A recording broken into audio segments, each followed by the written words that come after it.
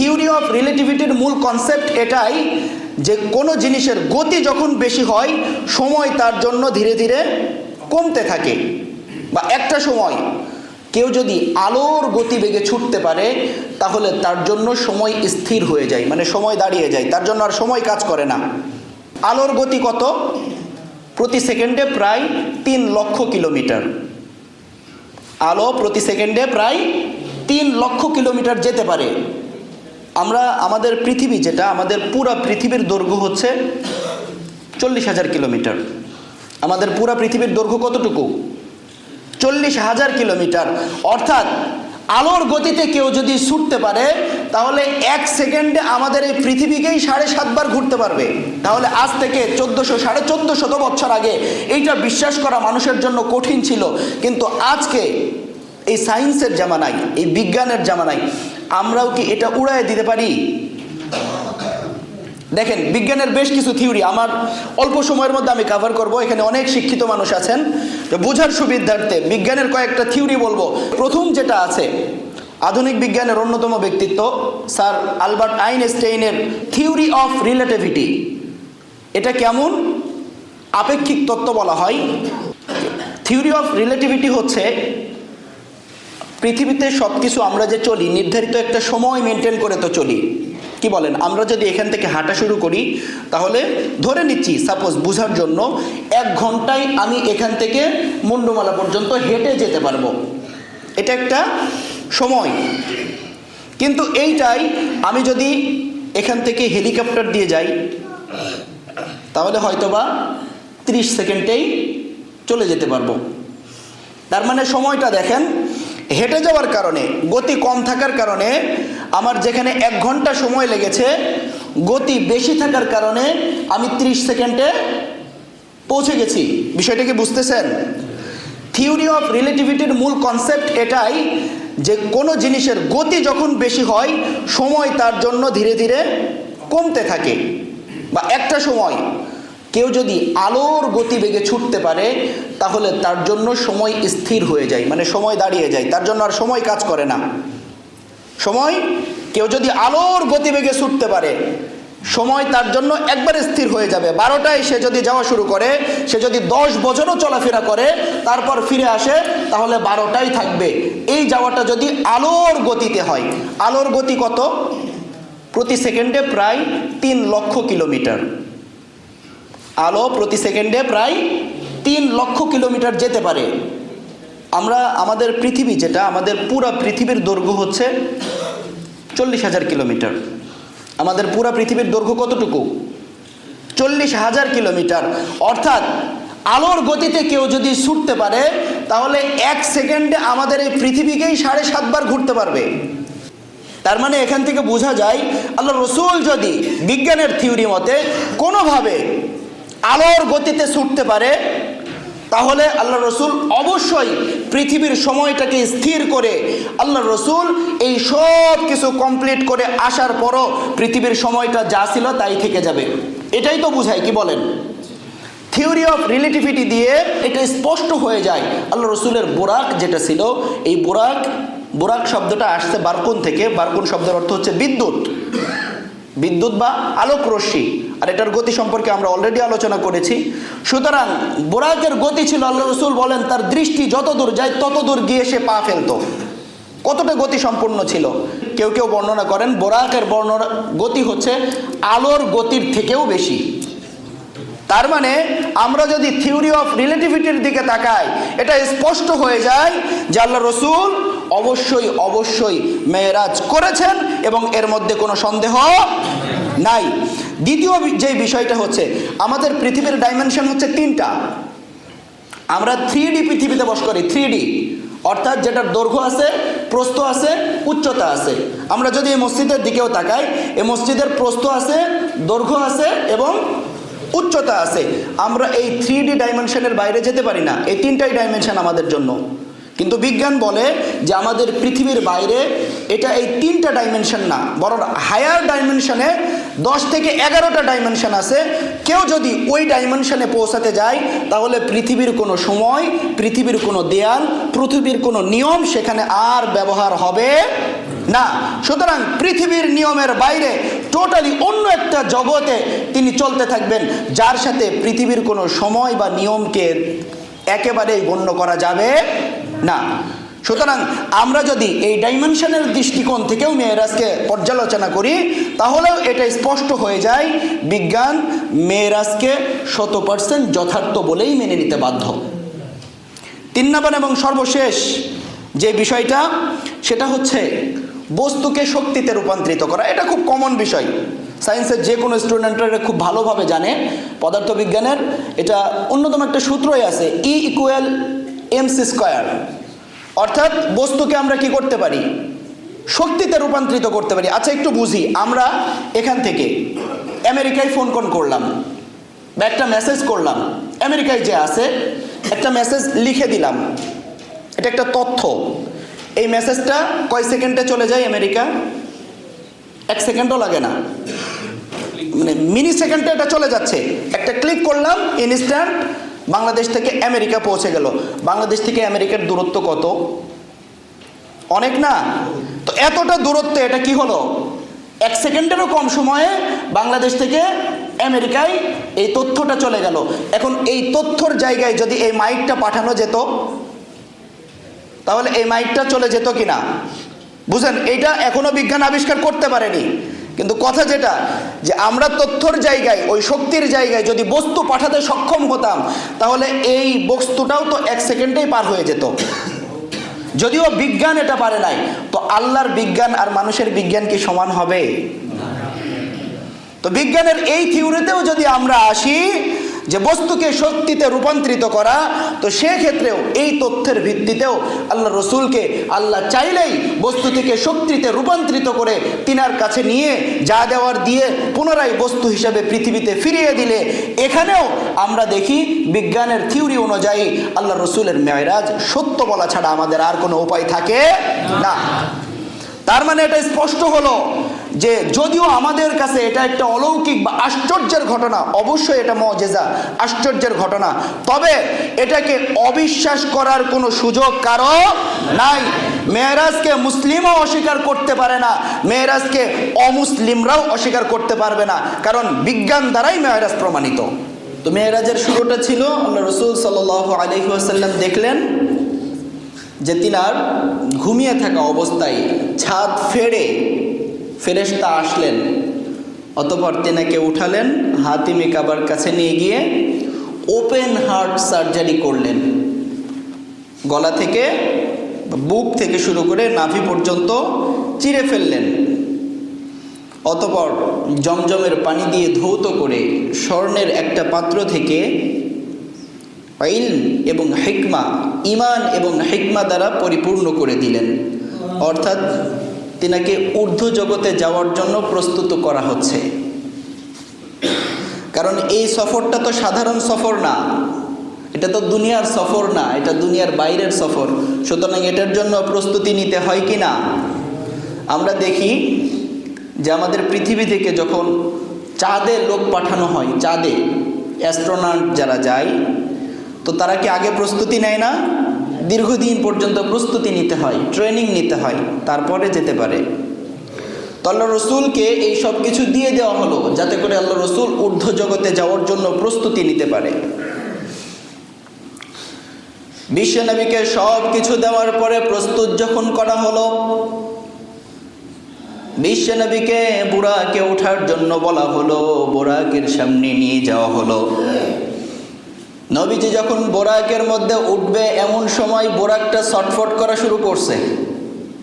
আল্লাহ রসুল যেই যানবাহনে করে গিয়েছেন, এই যানবাহনের নাম ছিল কি? বোরাক। কি নাম ছিল? বোরাক। তো এই যে বোরাকে চড়ে আল্লাহ রসুল যাবেন, তো বোরাকে উঠার আগেই বোরাকটা লাফালাফি শুরু করছে। অর্থাৎ একটা যানবাহনে ওঠার জন্য স্থির তো হতে হবে, কিন্তু বোরাক লাফালাফি শুরু করছে, উঠতে দেয় না, এরকম একটা পরিস্থিতি। হযরত জিবরিল আলাইহিস সালাতু ওয়াস সালাম বোরাককে ডাক দিয়ে বলল, ও বোরাক, লাফালাফি করিস না, আজকে তোর পিঠের মধ্যে এমন একজন ব্যক্তি আরোহণ করবেন, আজকে তোর উপর এমন একজন ব্যক্তি সওয়ার করবেন, এর থেকে কোনো দামি মানুষ আগেও তোর পিঠে উঠে নাই, কিয়ামত পর্যন্ত বা ভবিষ্যতেও তোর পিঠে আর কোনো দিন উঠবে না। আল্লাহ রাসূলের মর্যাদা বুঝতেছেন? বোরাককে বলছে এর আগেও তোর থেকে সম্মানিত কেউ তোর পিঠে উঠে নাই, পরেও উঠবে না, সুতরাং লাফালাফি বন্ধ কর। যেটা বলছি অনেকগুলো হাদিসের সন্নিবেশিত কথাগুলো। আল্লাহ রাসূল বলেন, আমি দেখলাম বোরাকের দিকে লক্ষ্য করে বোরাক স্থির হয়ে দাঁড়িয়ে গেল। শুধু দাঁড়ালোই না, লজ্জার কারণে বোরাকের গা থেকে ঘাম বের হতে শুরু হলো। সুবহানাল্লাহ। বোরাকটা স্থির হলো, বিশ্বনবী বোরাকের ওপর উঠলেন। বিশ্বনবী বলেন, বোরাকটা এমন ভাবে চলছিল, দৃষ্টির শেষ সীমা যেখানে পড়ছিল, বোরাকের একবার পায়ের যে গতিটা ছিল, একবার তার পাটা এত দূরে গিয়ে পড়ছিল। বিশ্বনবীকে প্রথমে মসজিদ থেকে, মসজিদুল হারাম থেকে মসজিদুল আকসাতে নেওয়া হলো। এই কথাটা কোরআনে আল্লাহ বলেছেন, সুবহানাল্লাযী আসরা বিআবদিহি লাইলাম মিনাল মাসজিদিল হারামি ইলাল মাসজিদিল আকসা। রব্বুল আলামিন কোরআনেও বললেন, নৈশ ভ্রমণে রাতের বেলা ভ্রমণ করার জন্য বিশ্বনবীকে আমি মসজিদুল হারাম থেকে মসজিদে আকসাতে নিয়ে গেলাম। এই মসজিদুল হারাম থেকে মসজিদুল আকসা পর্যন্ত যে সফরটা, এই সফরকে বলা হয় ইসরা। এই সফরকে কি বলা হয়? ইসরা। আর এই মসজিদুল আকসা থেকে আল্লাহর দিকে যে সফরটা ছিল ঊর্ধ্ব জগতে, এইটাকে বলা হয় মেরাজ। তার মানে মেরাজের অংশ কয়টা? দুইটা, একটা ইসরা আর একটা হলো মেরাজ। বিশ্বনবী মসজিদুল আকসাতে পৌঁছালেন, খুবই সংক্ষিপ্ত করছি। অতঃপর আল্লাহ তাআলা ওখানে সমস্ত নবীগুলোকে একত্রিত করলেন। হযরতে জিবরিল আলাইহিস সালাতু ওয়াস সালাম বিশ্বনবীর হাতটা ধরে সামনে দিলেন ইমামতির জন্য।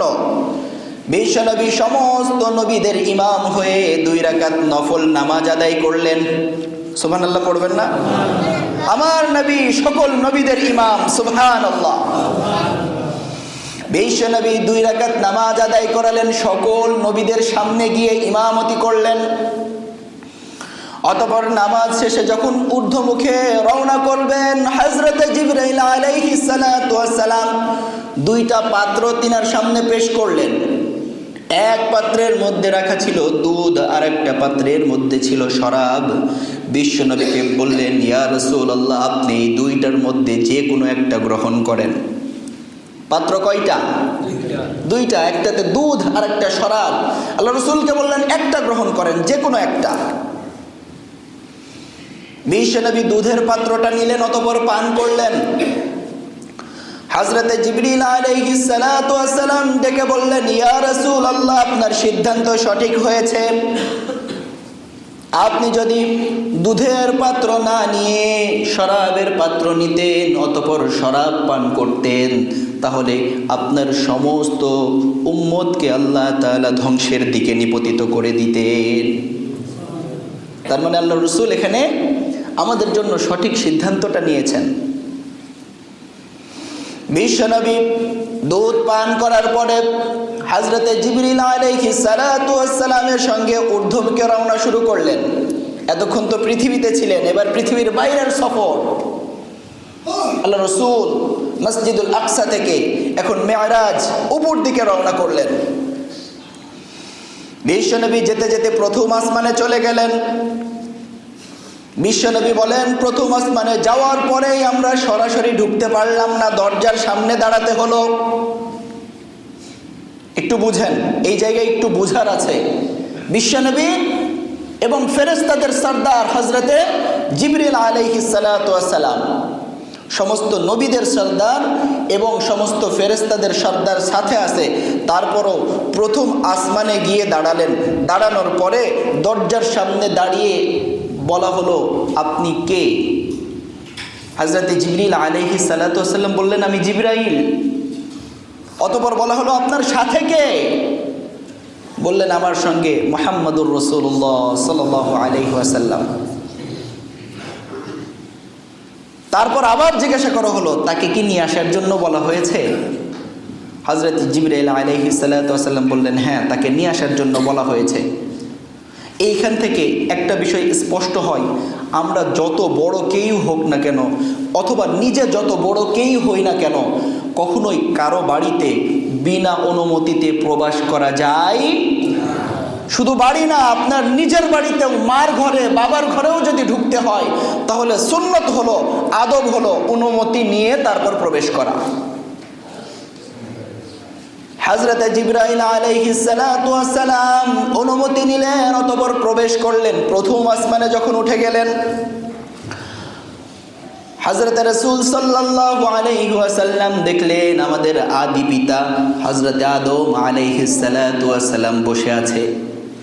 বিশ্বনবীকে বলা হলো, ইয়া রাসূলুল্লাহ, সালাম করুন আপনার পিতা, তিনি হযরত আদম আলাইহিস সালাম।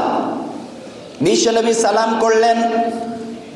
তিনি খেয়াল করলেন হযরত আদম আলাইহিস সালাতু ওয়াস সালামের ডানে একবার তাকাচ্ছেন, বামে একবার তাকাচ্ছেন। তিনি যখন ডান দিকে তাকাচ্ছেন, হযরত আদম আলাইহিস সালাতু ওয়াস সালামের চেহারাটা অত্যন্ত সুন্দর হয়ে যাচ্ছে, হাস্যোজ্জ্বল চেহারা। কিন্তু যখন তিনি বাম দিকে তাকাচ্ছেন, সঙ্গে সঙ্গে তিনার চেহারাটা মলিন হয়ে যাচ্ছে। হযরত জিবরিলকে ডেকে বললেন, ও জিবরাইল, একটু বর্ণনা করো, ঘটনা কি?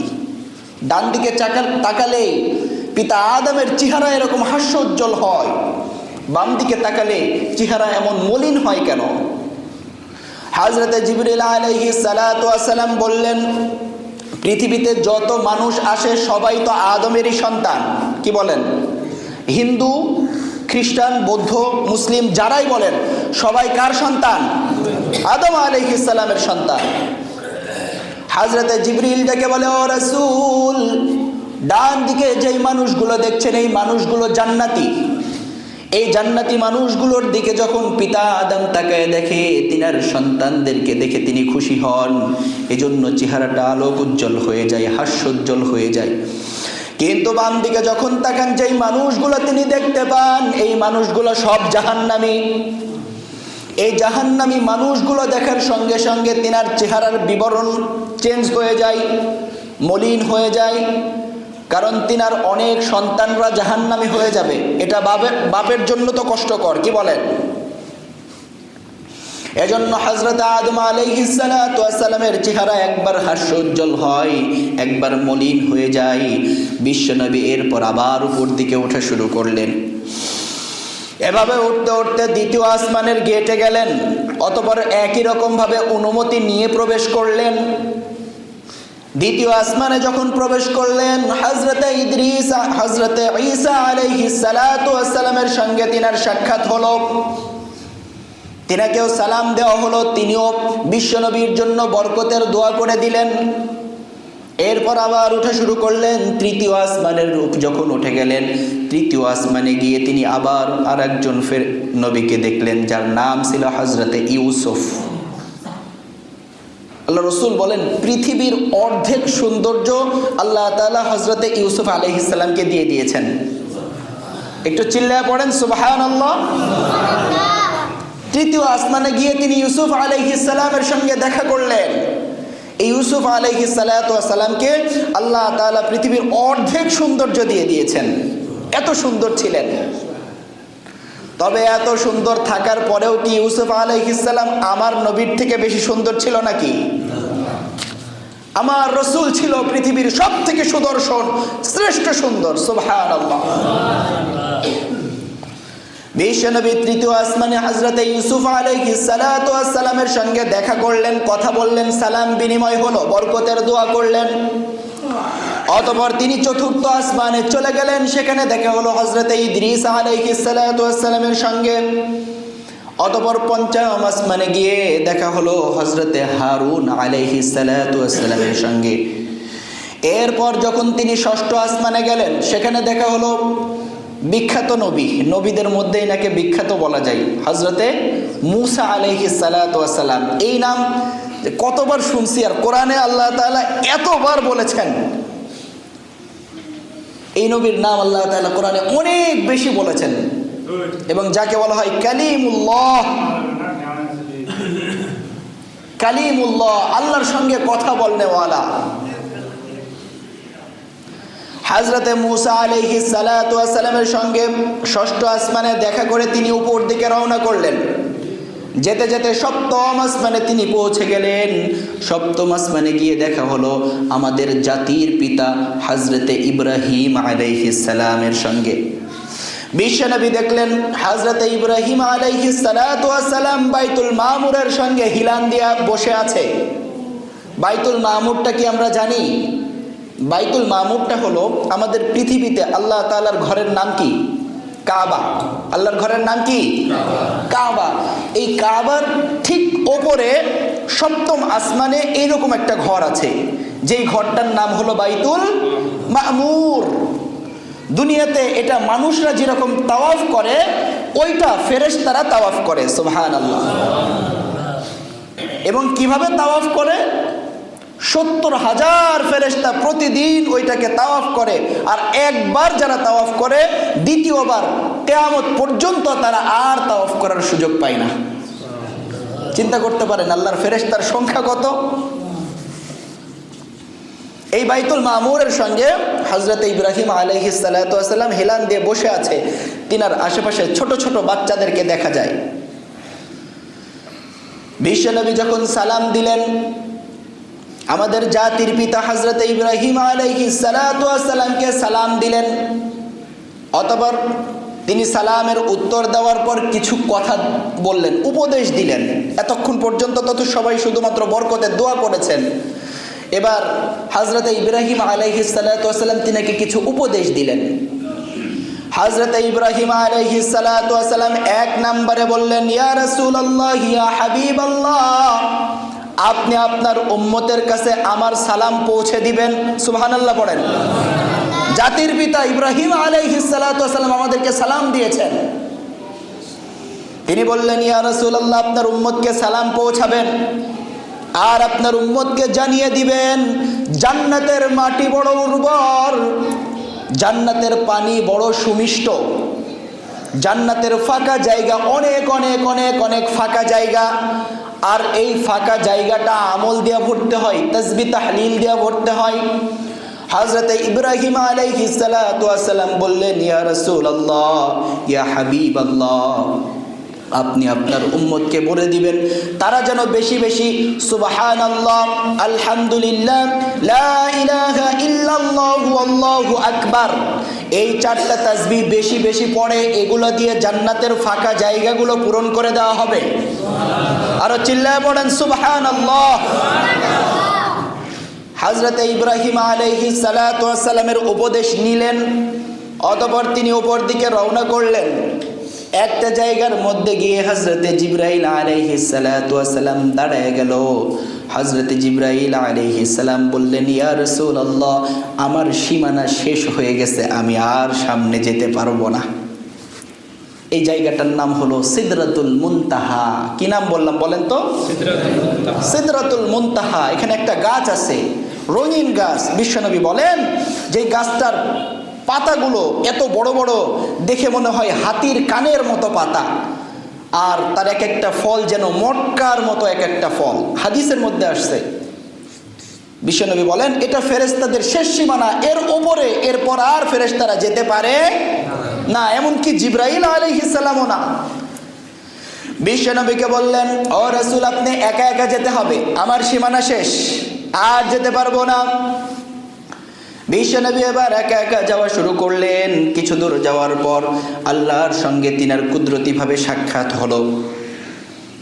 এখানে অনেকগুলো হাদিস আছে। কিছু হাদিসে বর্ণনা করা হয়েছে বিশ্বনবীকে আল্লাহ বললেন, ইয়া রাসূলুল্লাহ, আপনি তো মেহমান হয়ে মেজবানের বাড়িতে আসছেন। এখন মেহমান যদি মেজবানের বাড়িতে যায় তাহলে কিছু উপহার নিয়ে যেতে হয় কি না? কি বলেন? আমরা যখন কোনো মেহমানের বাড়িতে যাই, মেজবানের বাড়িতে যাই, কারো বাড়িতে যাই যখন, তখন হাতে করে মিষ্টি বা কোনো উপহার নিয়ে যাই কি না? নিয়ে যাই। আল্লাহ বলছেন, ইয়া রাসূলুল্লাহ, আপনি কি নিয়ে আসছেন? আপনি যে আল্লাহর সঙ্গে সাক্ষাৎ করতে আসলেন, আপনি কি নিয়ে আসছেন? এখন আল্লাহর জন্য কি নিয়ে যাবে বলেন?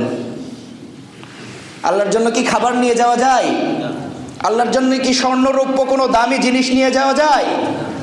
বিশ্বনবী আল্লাহকে বললেন রব্বুল আলামিন আপনার জন্য আমি নিয়ে এসেছি আত-তাহিয়াতু লিল্লাহি ওয়াস-সালাওয়াতু ওয়াত-তাইয়্যিবাত। আল্লাহ আপনার জন্য সমস্ত পবিত্রতা, সমস্ত প্রশংসা, সমস্ত ইবাদতগুলো আমি নিয়ে হাজির হয়েছি। সুবহানাল্লাহ পড়েন।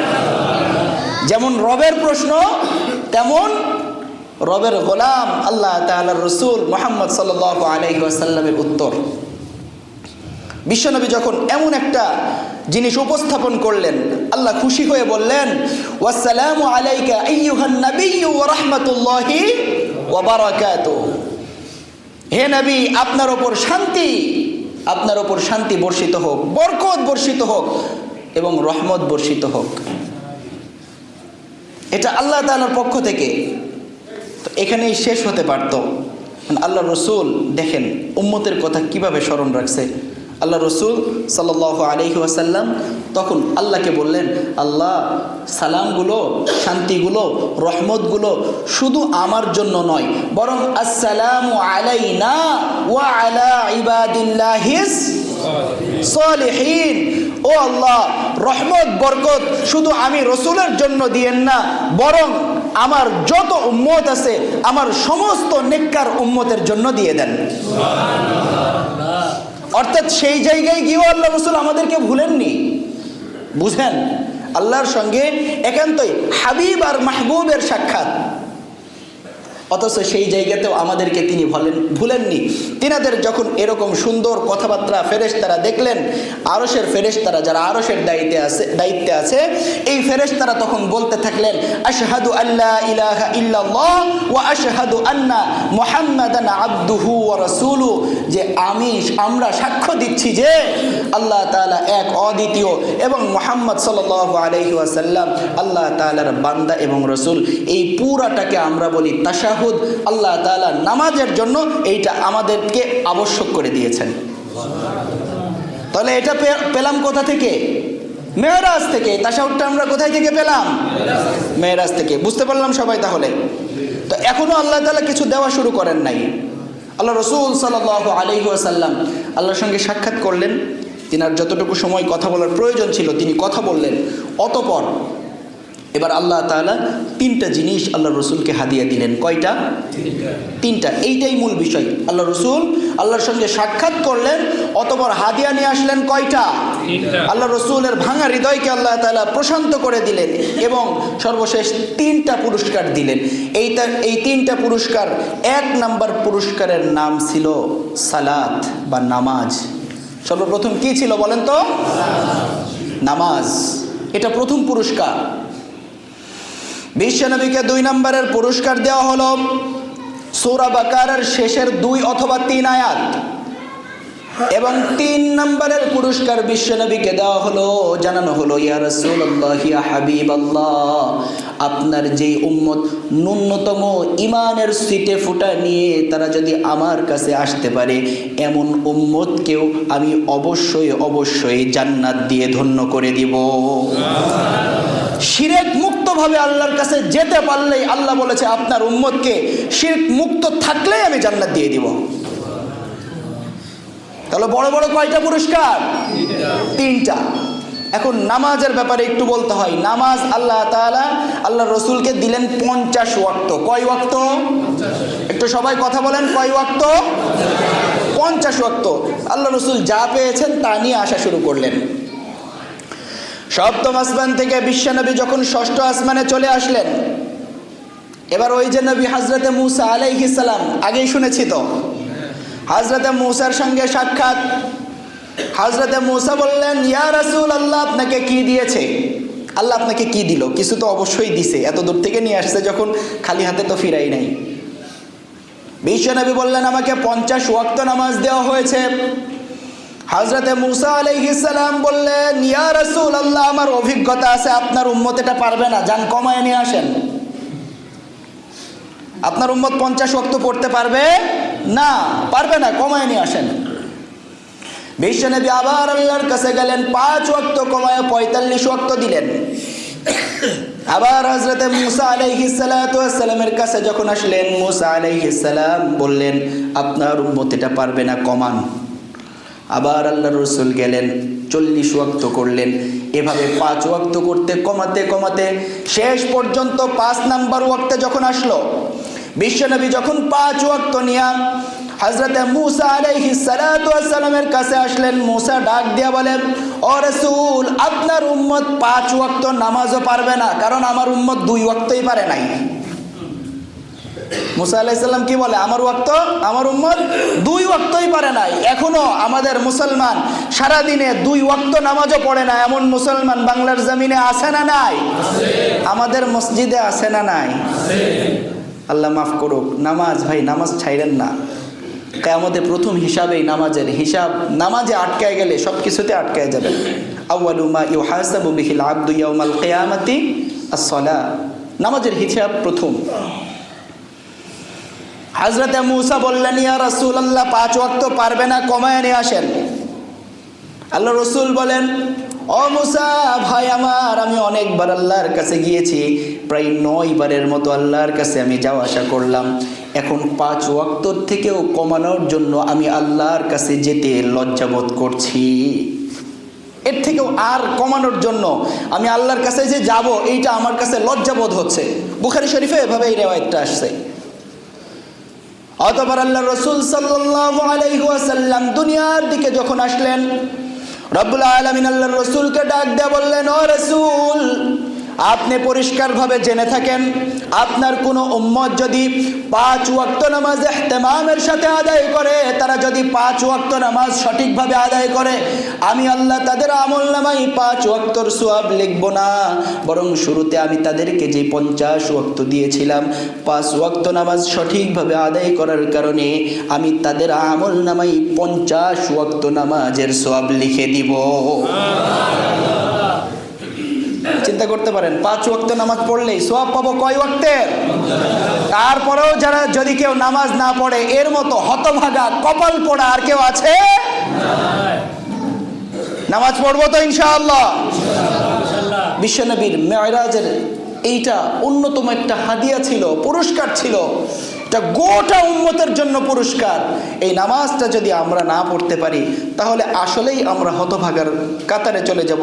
কারণ আল্লাহ রাসূল হাদিসের মধ্যে বলেছেন যে সর্বপ্রথম হিসাব তো নামাজের হবে, এছাড়াও বান্দাকে কাফের আর বান্দাকে মুসলিম হিসাবে বিবেচনা করা হবে নামাজ দিয়ে।